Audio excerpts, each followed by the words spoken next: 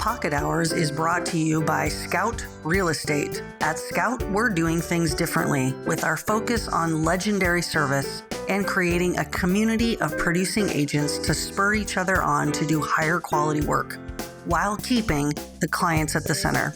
Come see how it feels to work with a small group of committed brokers with the shared goal of upping their game. For more info, please contact Jennifer Nelson, founder and owner of Scout, 206-227-7966, or jennifer@scoutrealestate.com. Hey folks, thanks for tuning in to Pocket Hours.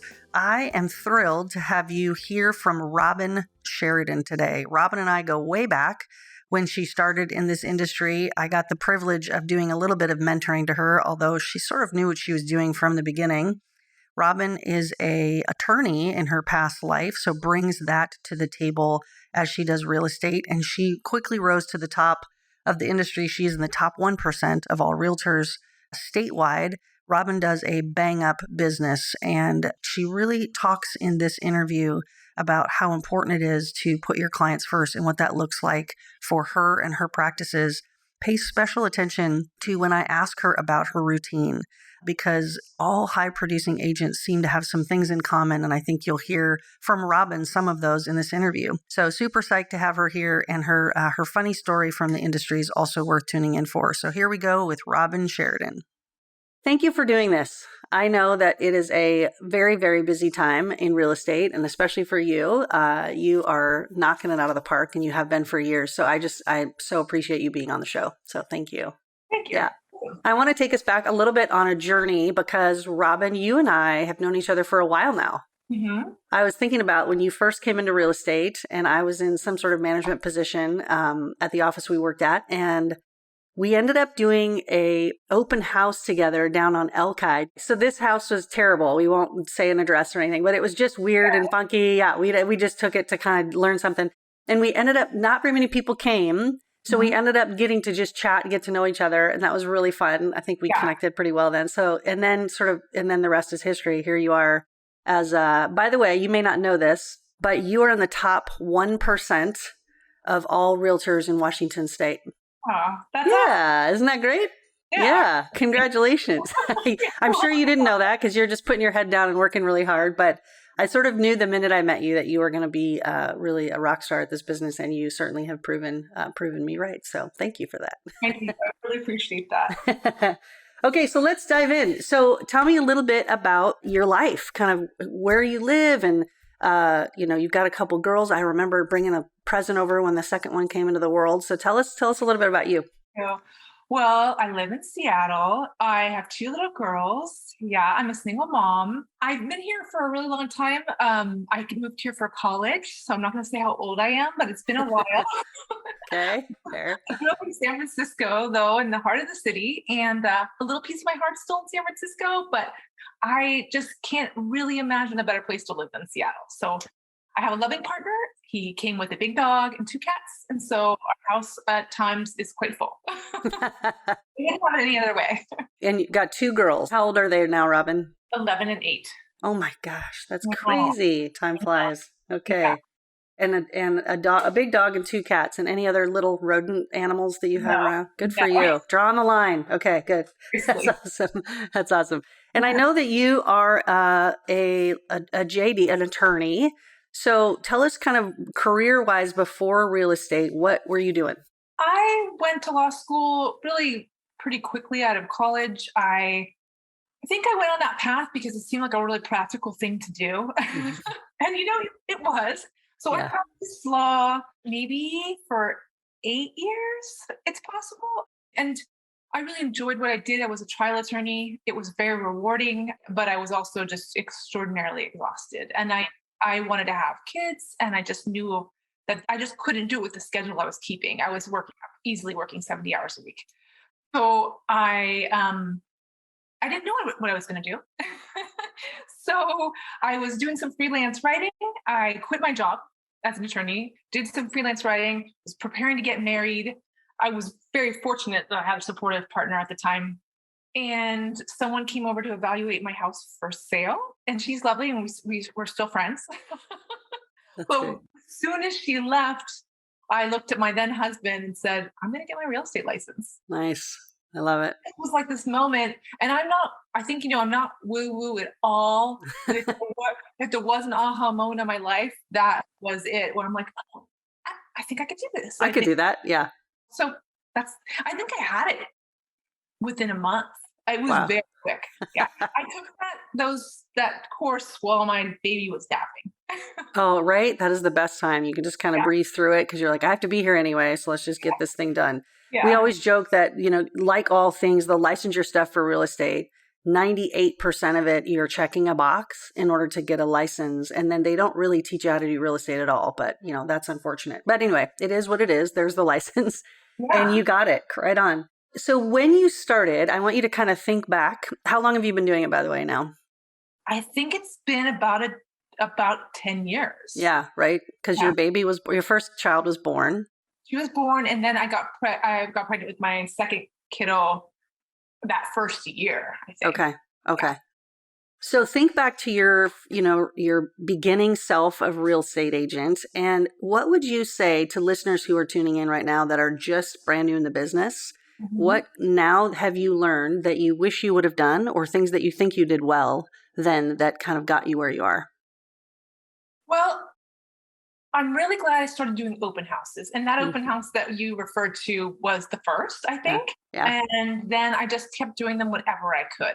Because I have a sphere of people I know, like, and trust, right? Like, I have friends and family, but it's not in my nature to be salesy. So I really wanted to meet strangers, honestly. Yep. And I'm really glad that I did it that way. So that's how I sort of built those early sales, I think, were mostly that. And those veins have been really fruitful over the years of people I met early on. I mean, some people aren't comfortable doing open houses, I suppose. But for me, that courtroom experience was super helpful because I could walk into a room cold, and it was in my nature to just sort of watch the room, watch people, and really hone in on the people that I liked. Good for you. Yeah, that's cool. That kind of set the stage for you in a way to have experience doing that. Okay. Yeah.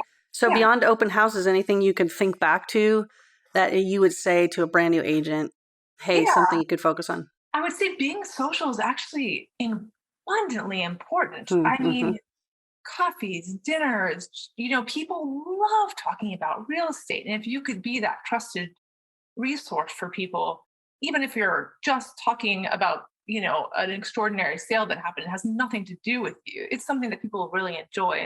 And the more you're out there and engaged with people, the more likely you'll come into contact with people that will need you someday. Some 5 years from now, but they'll remember you.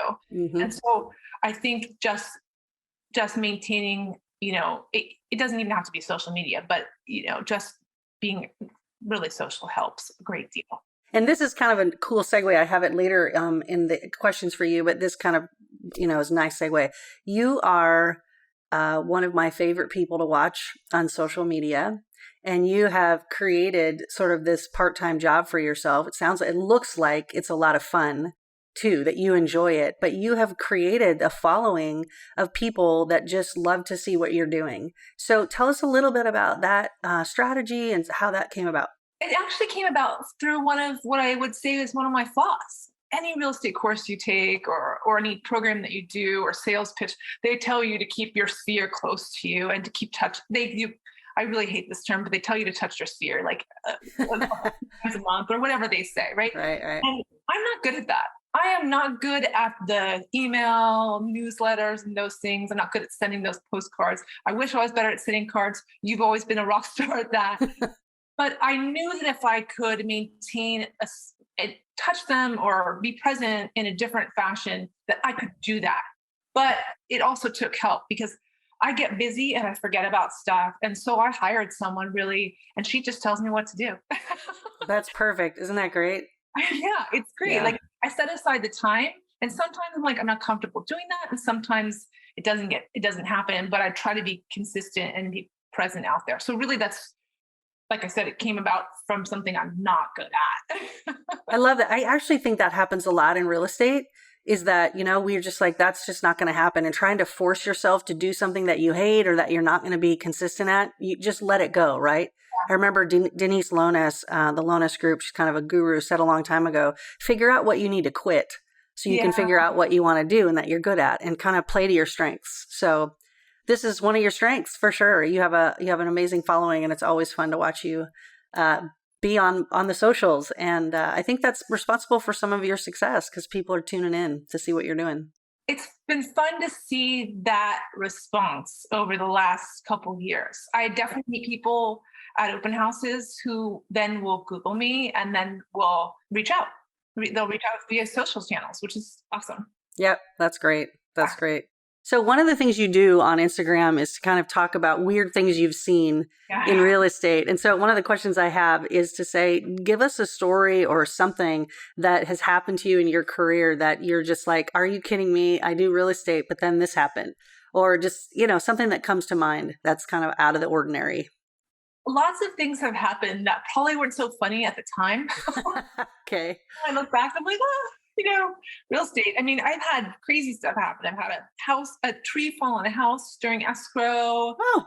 I had an electric line go down. I had a house flood on closing day. Always fun. Horrible, remodeled very quickly. Yeah. Wow. Yeah. And that agent was like on this like silent retreat. Oh no. So literally couldn't get a hold of him. Someone hunted her down. She was like down on the end of this dock all alone, just sitting looking at the water. Oh my word. Talk about ruining her silent retreat. Yeah, it took a moment, I think, for us to all recover from that. But I think I actually thought about something that happened just last week because I was touring in this community actually in West Seattle, and I remembered something that had happened there. And I really hadn't been there very much since then. But years ago, when I started practicing, there was still short sales. Wow. Yep. Remember this? You'd go into houses and you would be like, is someone going to come out and murder me? Like it would just be there would be no electricity or whatever. But in this case, this guy contacted me. And I can't even remember how we were connected, but he wanted me to sell his house, and he had stopped paying the mortgage a long time ago because he wasn't going to pay that mortgage. Yeah, that was over. Yep. That was over. And so there's an HOA in this community, and they had changed the locks, but I needed to get in and assess the house. So I bought a locksmith with me, and he had, and no one had the keys to this house. I actually can't quite remember what had happened with the locks, but anyway, I needed the locksmith. It's pouring rain outside. I just remember this kind of just being stressed, and he finally gets the door open, and I have this eerie sense, like, I'm like, I need you. He's a really big guy, and I'm like, I need you to come in with me. Yeah, yeah. Stay by my side, okay? I'm super afraid to go room by room, and then we finally got to like the primary suite, the big bedroom, and there was like stuff strewn about. Like it was clear people had been squatting there. There was like comfort, but it was kind of a nicer comfort. and like it was just some people's things, and then I was like, oh, but we couldn't find them anywhere in the house. And then I went and opened the refrigerator, and there was like wine and brie. Oh wow, okay. The squatters you'll ever meet. Yeah, little higher end squatters. I like it. Yeah, so that was pretty funny. I remember to play off of that, I had an open house, and then I finished the open house and left. And then about an hour later, I get a call from an agent that said, hey, we're trying to show your listing, and there's a guy here at the front door saying we can't come in. And this was a vacant house. And I was like, oh, I just left. It's staged. The owners haven't lived there for a while. And there's the squatter turning people down at the door, which is, pretty bold. I like that. Pretty bold. You can't come in this house I'm squatting in.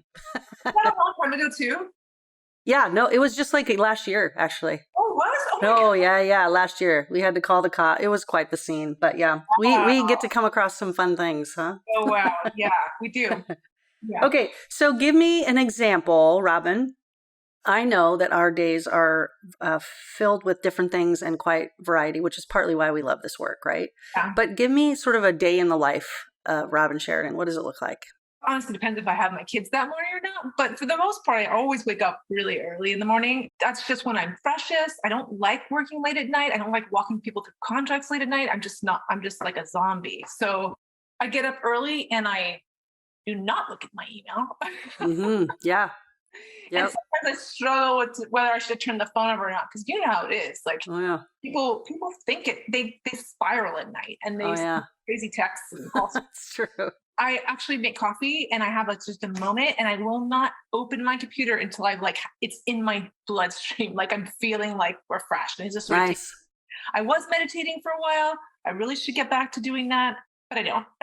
So and then I sort of start organizing my inbox because I don't have my any of my client searches, very few, I should say, on autopilot. I like to call the listings so they don't fill up their inbox; they fill up mine. So and I sort of just go through what was listed the night before, and just start just going through the inbox, in a calm way, Yeah. Yeah. And then it just depends on the appointments for that day. But, it could be a walkthrough or, meeting with various contractors and so forth. But I'm all over the map, physically, in the city. And then I try to exercise at some point in the day because I will bananas if I don't. Yeah. Yep. No kidding. I hear that. Got to move our bodies. Yeah. Totally. Yeah. And Yep. I will say I turn my phone automatically turns off at the end of the real estate day, which is 9 p.m.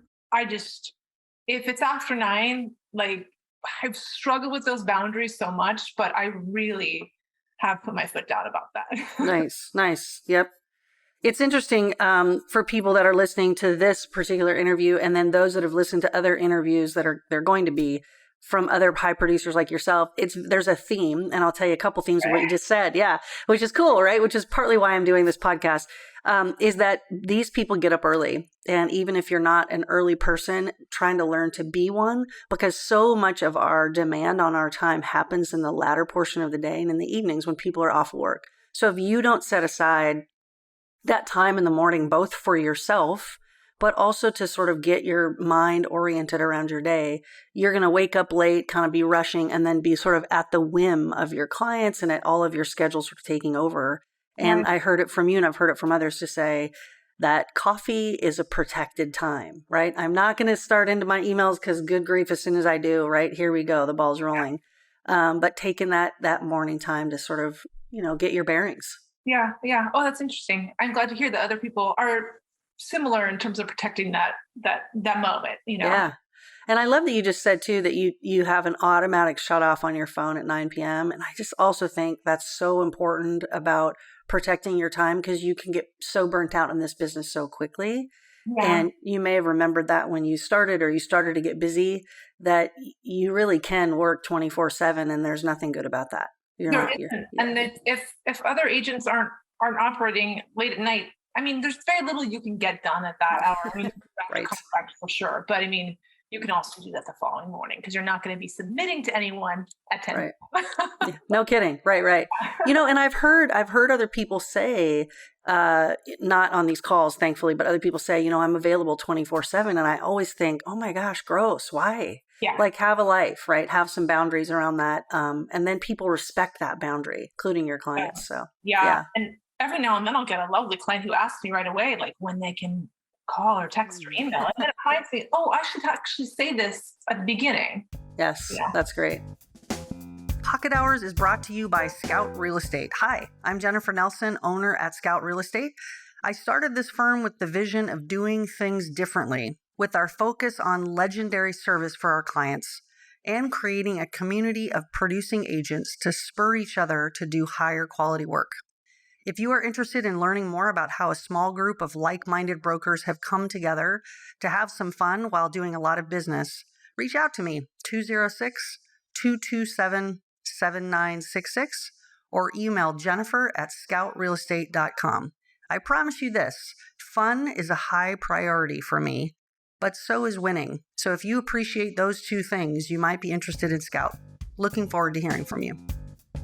So let's talk for a minute, or have you talk for a minute about, you're an agent, you've been doing this for a little while. So now we've kind of gone over the newbies and we've talked a little bit about your day, but I want to transition into, I'm an agent that's been doing this for 3, 5, 7 years, and I seem to be at the same level all the time. And I kind of want to know, is there something you would say to them to say, here's what I did or what I would propose to say to up level to start to get into that higher producing world? What I've learned over the years that just in terms of humans is that you never can judge what's going on in someone else's life. And I think for me, I did have a period where I felt like I was really plateauing. I mean, I certainly was in terms of my my GCI. And it was like maybe a year that I just really felt like it was plateauing, and I was getting divorced. And I think I'm sure a lot of people can relate to this. It takes its toll on you mentally, physically. Just it's very draining. And I know this is a lot of information, but It's great. you have to be in the right mental space. You just simply do. And if you're not there, you're going to have to figure out how to get there, because you will continue to plateau. You're not going to be attracting clients. You're not going to be searching for clients because you're too busy in your head. Hmm. So I think I just honestly had to get that behind me and refocus. I actually changed brokerages around that time. And, that may not be everybody's solution, certainly not, but change is invigorating. So you're going to have to change something to invigorate business, right? Also, there's the whole concept of some agents just sort of plateau because they just expect the business to keep coming and they're not doing anything new. It's that whole who moved my cheese, Yes. right? Yep. You simply have to pivot, and this business continues to change and ebb and flow. So, like the social media, like I wasn't doing very much before, but I knew I had to get out there. I knew that. So I just started doing that more. I would say too, for those agents that are, that are feeling that plateau, is that if you weren't doing other people's open houses, then you might want to consider doing those open houses. If you have a free weekend, I would love to say go on a hike, and sometimes you should clear your head. But one of those days might be best spent trying to drum up some new business, and open houses are the perfect way to do that. I love it. That's so good. I love it. And I want to thank you, first of all, for just being vulnerable. I mean, that's something I love about you, but just the reality of life coming into play. I mean, real estate and life are all part together, right? You can't be a realtor and over here and then have your personal life be completely over here. They intersect. We're whole beings. And so when you're going through something personal like divorce or whatever else, it's going to impact your life and your business. And so being able to notice and go, okay, I'm going to give myself a pass for a minute that I'm have a lot on my plate. And then when I get a little bit more steady, I'm going to figure out what I can change. And I love the quote you just said. You have to do something to change to invigorate your business, right? It's that age old saying of nothing changes if nothing changes. So, right? You got to do something else. If you're doing the same thing and expecting different results, I think that's the definition of crazy, I'm pretty sure. It can take a lot out of you because you are really operating for the benefit of others constantly. And you can easily not do anything for yourself. It's quite easy to get completely sucked into the world. It's true. That's very true. Yep. Okay, so then if you could tell us, you've kind of already said it, but if there's anything else you can think of in regards to 2 or 3 things that you think are the reasons for your success. If someone said, Robin, I'm going to hold a gun to your head, it doesn't have to be that dramatic, but let's pretend, what would you say? Gosh, if I could just do these 3 things, I think I would still be as successful as I am. And I know that's hard maybe, but just even start talking and they'll come to you. I think I have a sense of urgency about everything. And I just told people to kind of calm down. But if this market moves quick and other markets, may or may not, I don't know. But here you have to operate quickly. So as soon as someone, wants a home or expresses any interest in a home, I pick up the phone. And I think that's really, I'm not texting. I do text, but I pick up the phone from minute one and I try to develop a rapport. So, and that's the same way with like a counter offer or whatever. I'm operating quickly all the time. And I hope that no one will ever have to chase me down to submit an offer on one of my listings. Yeah. Yeah, because frankly, it's like the kiss of death if you aren't quick to pick up the phone. And I frankly always pick up the phone. Like if it's a local number, I'm there, because you just never know who's on the other end of the line and It's true. how quickly you have to move. I would say also that I have help. Okay, great. So important, right? And it took me a very long time to hire an assistant. And I wish I had done it sooner. And so that's not helpful for the new agents, but maybe it's helpful for the people that feel like they've plateaued or are just feeling like they're drowning. And I hired someone who's completely different than me.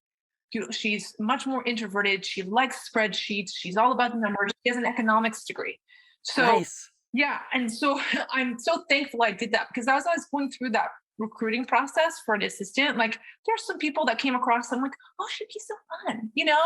Yeah. And my assistant, don't get me wrong, she's incredibly fun and good natured, but I needed someone like her who wanted to be behind the scenes, um, and and schedule the people for various listings and so forth. She just wants to do that type of work. So I have help, which Yep. I think has contributed to my success. I mean, it really Yeah. has. Like my sales have gone way up since I hired someone to help me. And would you say, sort of, I know that some of the listeners on the call might say, okay, Robin, I make X number of dollars a year. I don't know how in the world I can hire help. How did you decide to do that? And was it at a certain threshold that you said I could do it? How'd that come about? To be perfectly honest, I was dating someone who's like, I don't want to be dating Robin Sheridan Holmes anymore. You need some help. You're always on the phone. We're supposed to go on vacation, and so it was my personal life was suffering. Okay. And I'm thankful to him for that, even though we're not Got something out of that relationship. I like it. Okay.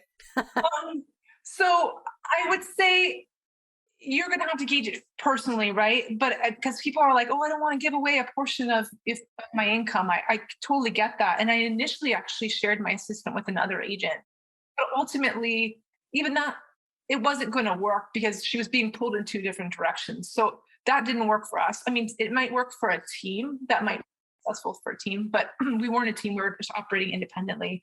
So it was to the point where if there's not a time when you can enjoy some solace, like on a bike ride, I mean, I have a thing on my bike that could fit my laptop, so I can pull off.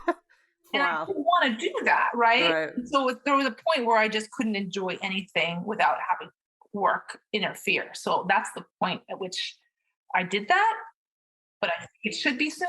I'm not quite sure when that is. Okay. I actually just had a mental image of you like enjoying this beautiful day on your bike, and then you feel a vibration because of, your phone going off. And so you pull over and you're sitting down with your bike uniform on, pulling out your laptop, doing real estate, and it's all wrong. Like all of a sudden there's a screeching sound, right? Like, this is not the way it's supposed to be. So Yeah. that's great. And I like that you just said, you'll kind of know when that is for you. Yeah. When real estate has taken over anything that you enjoy, you gotta get some help. Yeah, because That's you great. can't be successful. You will plateau if you really are completely burnt out. Yep, exactly. And I don't want to gloss over the first thing you said either, which is to say there are, I would say, 80% of brokers in this industry that do not pick up their phone when it rings. And coming from someone like you and like me, thankfully, that do, it's incredibly irritating to be trying to get a hold of a broker and they just don't ever answer their phone, particularly when you're trying to submit an offer or ask them about their client's offer to you. So it sounds silly, like it sounds super basic, and yet it's not. And so if you're going to be in this business, treat it as a business. Answer your phone during business hours, right? When you're available. And if you can't, get back to them as soon as you can, right? Like there's ability for us to text and say, I'm on a call, I'll call you in a few minutes. Like that kind of communication, I think has probably set you apart in this business. Oh, thank you. I appreciate that. I also think people have just moved away from the phone. I mean, when we grew up, there were no cell phones, Yeah. People really become accustomed to not operating that way. But it's truly the only way you can make a connection with another human too. So it's just something to remember. That's great. So Robin, I have two more questions. The first one is, how have you seen your business transition sort of as we're coming out of this pandemic? So we were a Zoom call and, not seeing anybody for a couple of years. Now everybody's masks off and we're kind of, we're back at it a little bit, although COVID's spiking again, but nonetheless, we're coming out of it. How have you seen your business transition?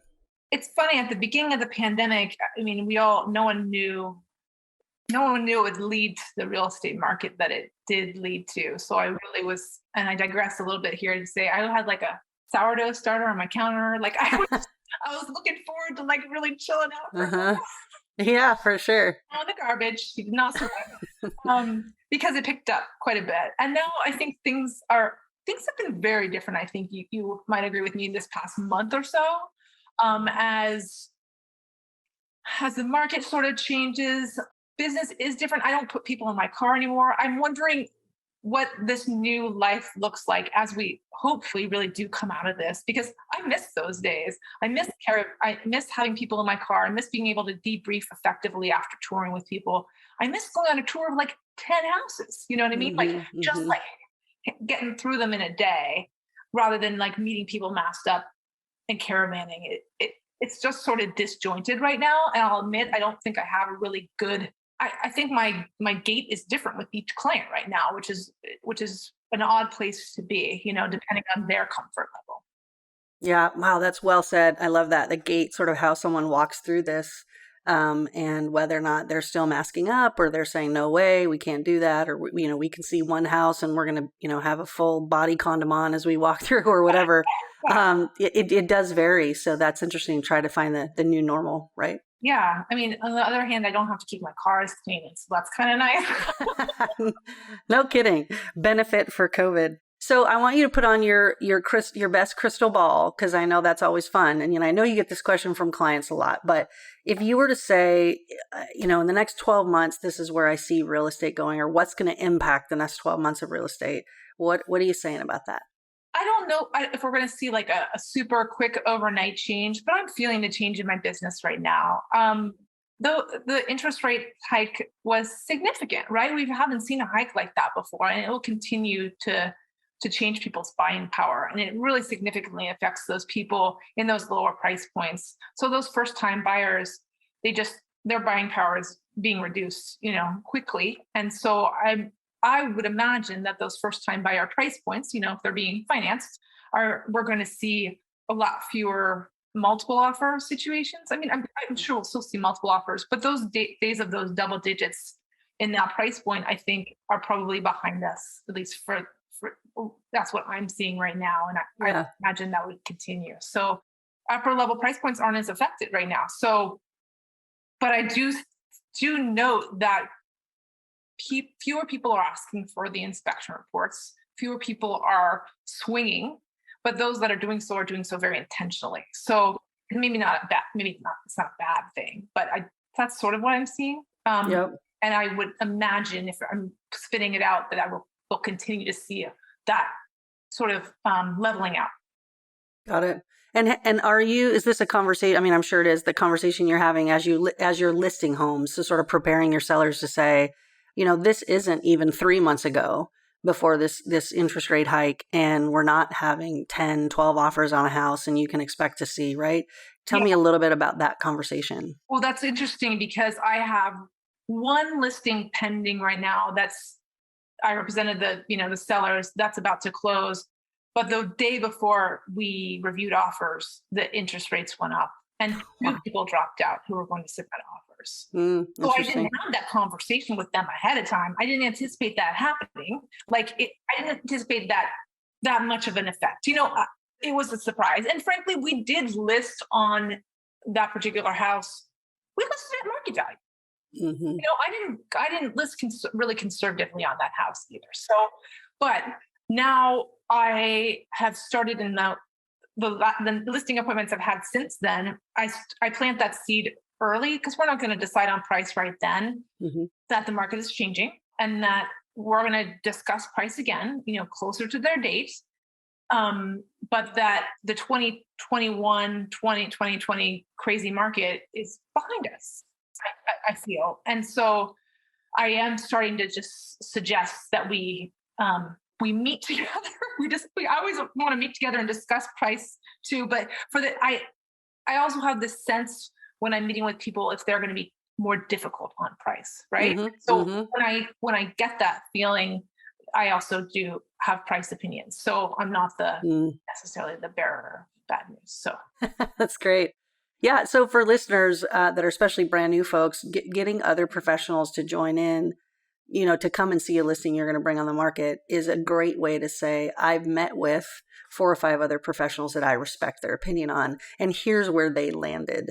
And it's great because the seller, it's not your opinion by itself anymore. It's 4 or 5 other professionals, maybe backing you up. Maybe they're higher or lower, but either way, it's just more data for them to have to absorb, right, as you come to that decision on listing price. Yeah. And then ultimately, at the end of the day, they're in the driver's seat on price, right? Yep. We did what we could. So, right. Yep. That's great. But if you feel that coming on like a difficult, go on price, then I would definitely encourage you to reach out to your colleagues, like you said. Yep. That's a great idea. Okay, so we're going to wind up here, but is there anything else? So again, the listeners on this, and these could be people 5 years from now, Robin, so this will be fun to come back and say, by the way, just for the record, our interest rates are a little over 5%. That's right. Yeah. And so it'll be interesting, if you're listening to this 5 years from now and getting clock hour credit, that you'll be like 5%, maybe it'll be 3, maybe it'll be 8. We don't know. Yeah. But I guess just in general, is there anything else you'd want to have listeners hear about your business or any advice you'd give before we wrap up? I advise myself annually in the same way. So I'm gonna say it. I think, we talked about the open houses and honing in on people.